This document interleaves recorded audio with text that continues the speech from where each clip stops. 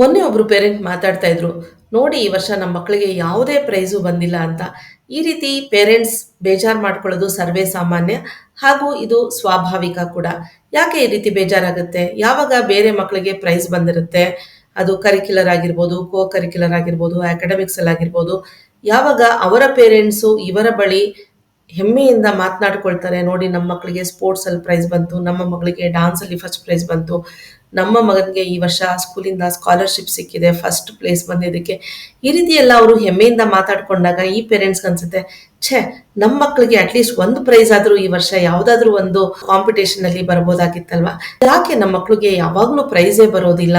ನಮ್ಮ ಮಕ್ಕಳೇನು ಅಷ್ಟೊಂದು ದಡ್ರ? ನಮ್ಮ ಮಕ್ಕಳಿಗೆ ಯಾವುದೇ ಟ್ಯಾಲೆಂಟ್ ಇಲ್ವಾ? ನಮ್ಮ ಮಕ್ಕಳಿಗೆ ಯಾವುದೇ ಸಾಮರ್ಥ್ಯ ಇಲ್ವಾ ಅಂತ ಒಂದು ದೊಡ್ಡ ಕ್ವಶನ್ ಮಾರ್ಕ್ ನ ಹಾಕೊಂಡು ಯಾವಾಗ್ಲೂ ಬೇಜಾರು ಮಾಡ್ಕೊಳ್ತಾ ಇರ್ತಾರೆ ಪೇರೆಂಟ್ಸ್. ಹಾಗಾಗಿ ಇವತ್ತಿನ ವಿಡಿಯೋ ಈ ಕುರಿತಾಗಿ ಮಾಡ್ತಾ ಇದ್ದೀನಿ. ದಯವಿಟ್ಟು ವಿಡಿಯೋನ ಎಲ್ಲೂ ಸ್ಕಿಪ್ ಮಾಡದೆ ಕೊನೆವರೆಗೂ ನೋಡಿ. ಮಕ್ಕಳಿಗೆ ಪ್ರೈಸ್ ಬರ್ದೇ ಇರೋದಕ್ಕೆ ಕಾರಣ ಏನು? ಯಾಕೆ ಎಲ್ಲಾ ಮಕ್ಕಳಿಗೂ ಪ್ರೈಸ್ ಬರೋದಿಲ್ಲ ಶಾಲೆಗಳಲ್ಲಿ ಅಥವಾ ಕಾಲೇಜ್ಗಳಲ್ಲಿ ಅಥವಾ ಯಾವುದೇ ಒಂದು ಕಾಂಪಿಟೇಷನ್ಗಳಲ್ಲಿ, ಸ್ಪರ್ಧೆಗಳಲ್ಲಿ? ಹಾಗಂತ ಮಾತ್ರಕ್ಕೆ ನಮ್ಮ ಮಕ್ಕಳು ದಡ್ರ, ಅವ್ರಿಗೇನು ಸಾಮರ್ಥ್ಯ ಇಲ್ಲವಾ? ಈ ಎಲ್ಲ ವಿಷಯಗಳ ಬಗ್ಗೆ ಈ ಒಂದು ವಿಡಿಯೋದಲ್ಲಿ ನಾವು ಚರ್ಚೆ ಮಾಡೋಣ. ಹಾಗೇನೆ ಪೇರೆಂಟ್ಸ್ ಈ ಒಂದು ಮನಸ್ಥಿತಿಯಿಂದ ಯಾವ ರೀತಿ ನಾವು ಹೊರಬರ್ಬೋದು ಅನ್ನೋದನ್ನ ಕೂಡ ಈ ವಿಡಿಯೋದಲ್ಲಿ ನಾವು ನೋಡೋಣ. ಹಾಗಾಗಿ ವಿಡಿಯೋನ ಎಲ್ಲೂ ಸ್ಕಿಪ್ ಮಾಡದೆ ದಯವಿಟ್ಟು ಕೊನೆವರೆಗೂ ನೋಡಿ.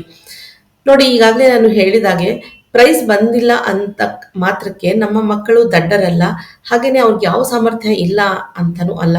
ಹಾಗಾಗಿ ಇಲ್ಲಿ ಪೇರೆಂಟ್ಸು ನಾವು ಒಂದು ವಿಷಯವನ್ನ ಅರ್ಥ ಮಾಡ್ಕೊಳ್ಬೇಕು. ಪ್ರತಿಯೊಂದು ಮಗುವು ಒಂದಲ್ಲ ಒಂದು ಸಾಮರ್ಥ್ಯವನ್ನ ಖಂಡಿತವಾಗಿ ಹೊಂದಿರುತ್ತೆ. ಆ ಸಾಮರ್ಥ್ಯವನ್ನ ನಾವು ಪೇರೆಂಟ್ಸ್ ಆದವರು ನಾವು ಗುರುತಿಸಬೇಕು. ಮೊದಲನೇದಾಗಿ, ಮಕ್ಕಳು ವೈಯಕ್ತಿಕವಾಗಿ ಭಿನ್ನರಾಗಿರ್ತಾರೆ.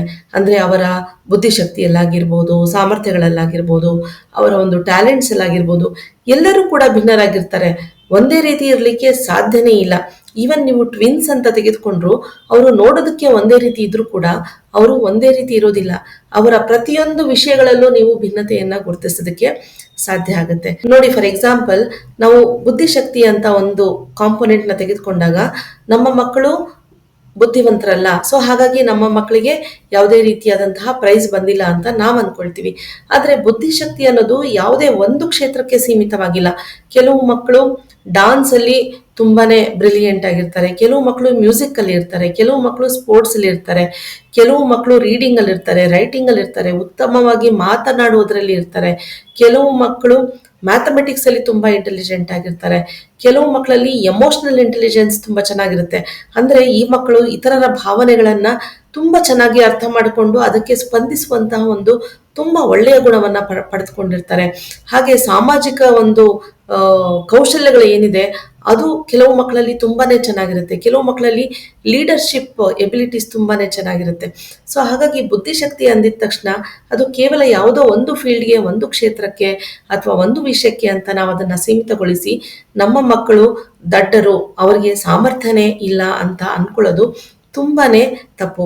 ಹಾಗಾಗಿ ನಮ್ಮ ಮಕ್ಕಳಲ್ಲಿ ಯಾವ ಸಾಮರ್ಥ್ಯ ಇದೆ ಅದನ್ನ ನಾವು ಗುರುತಿಸಿ ಅದನ್ನ ನಾವು ಪೋಷಿಸಬೇಕೇ ವಿನಃ ಇನ್ನೊಬ್ಬ ಮಕ್ಕಳ ಜೊತೆ ನಾವು ನಮ್ಮ ಮಕ್ಕಳನ್ನ ಕಂಪೇರ್ ಮಾಡಿ ಡಿಸ್ಕರೇಜ್ ಮಾಡಿದಾಗ ಅವರಲ್ಲಿ ಒಂದು ರೀತಿಯಾದಂತಹ ಆತ್ಮವಿಶ್ವಾಸ ಕಡಿಮೆ ಆಗ್ತಾ ಬರುತ್ತೆ. ಅವರು ಯಾವಾಗ್ಲೂ ಇನ್ನೊಬ್ಬರ ಜೊತೆನೆ ತಮ್ಮನ್ನ ಕಂಪೇರ್ ಮಾಡ್ಕೊಳ್ಳೋದನ್ನ ಪ್ರಾರಂಭ ಮಾಡ್ತಾರೆ. ಹಾಗಾಗಿ ದಯವಿಟ್ಟು ಕಂಪೇರ್ ಮಾಡೋದಕ್ಕೆ ಹೋಗ್ಬೇಡಿ. ಹಾಗೇನೆ ನಮ್ಮ ಮಕ್ಕಳ ಸಾಮರ್ಥ್ಯ ಏನು ಅನ್ನೋದನ್ನ ನಾವು ಪೋಷಕರಾದವರು ಅದನ್ನ ಗುರುತಿಸಿ ಅದನ್ನ ಬೆಳೆಸಬೇಕು. ಹಾಗೇನೆ ನಮ್ಮ ಮಕ್ಕಳು they should become the best version of themselves ಅನ್ನೋದನ್ನ ನಾವು ಯಾವತ್ತು ಜ್ಞಾಪಕದಲ್ಲಿಡ್ಬೇಕು. ಅಂದ್ರೆ ನಮ್ಮ ಮಕ್ಕಳು ಅವ್ರ ಜೊತೆನೆ ಕಾಂಪೀಟ್ ಮಾಡ್ಬೇಕು.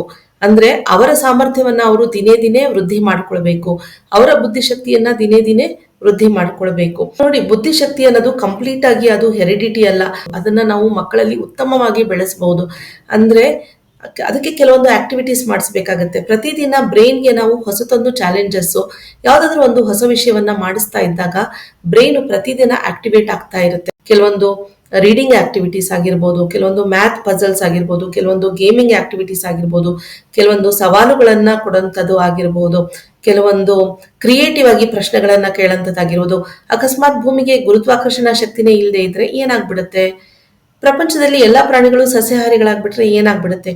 ಈ ರೀತಿಯಾದಂತಹ ಕೆಲವೊಂದು ಪ್ರಶ್ನೆಗಳನ್ನ ಕೇಳೋದು. ಈ ರೀತಿಯಾಗಿ ಯಾವ್ದಾದ್ರು ಒಂದು ಬ್ರೈನ್ ರಿಲೇಟೆಡ್ ಆಕ್ಟಿವಿಟಿ ಪ್ರತಿದಿನ ನಾವು ನಮ್ಮ ಮಕ್ಕಳಿಗೆ ಕೊಡ್ತಾ ಇದ್ರೆ ಡೆಫಿನೆಟ್ ಆಗಿ ಅವರ ಒಂದು ಬ್ರೈನ್ ಆಕ್ಟಿವಿಟಿ ತುಂಬಾನೇ ಚೆನ್ನಾಗಾಗುತ್ತೆ, ಅವರ ಬ್ರೈನ್ ಫಂಕ್ಷನಿಂಗ್ ಚೆನ್ನಾಗಾಗುತ್ತೆ, ಬ್ರೈನ್ ನ ಒಂದು ಪವರ್ ತುಂಬಾನೇ ಜಾಸ್ತಿ ಆಗುತ್ತೆ, ತುಂಬಾನೇ ಪವರ್ಫುಲ್ ಆಗಿ ಬ್ರೈನ್ ಫಂಕ್ಷನ್ ಆಗೋದಕ್ಕೆ ಸಾಧ್ಯ ಆಗುತ್ತೆ. ಹಾಗಾಗಿ ಪೋಷಕರೇ, ನಿಮ್ಮ ಮಕ್ಕಳಿಗೆ ಯಾವುದಾದ್ರೂ ಕಾಂಪಿಟೇಷನ್ ಅಲ್ಲಿ ಪ್ರೈಸ್ ಬಂದಿಲ್ಲ ಅಥವಾ ಅವರು ಯಾವುದೋ ಒಂದು ಪ್ರೈಸ್ ತೆಗೆದುಕೊಂಡು ಬರ್ತಾ ಇಲ್ಲ ಅಂತ ಅಂದ್ರೆ, ನೀವು ಖಂಡಿತವಾಗಿ ಬೇಜಾರು ಮಾಡಿಕೊಂಡು ನಿಮ್ಮ ಅಸಮಾಧಾನವನ್ನ ಮಕ್ಕಳ ಮೇಲೆ ಹಾಕಬೇಡಿ.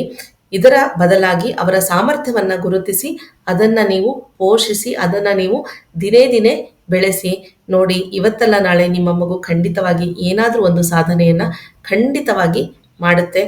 ನೀವು ಹೆಮ್ಮೆ ಪಡುವಂತಹ ಸಾಧನೆಯನ್ನ ನಿಮ್ಮ ಮಕ್ಕಳು ಖಂಡಿತವಾಗಿ ಮಾಡಲಿಕ್ಕೆ ಇದರಿಂದ ಸಾಧ್ಯ ಆಗುತ್ತೆ.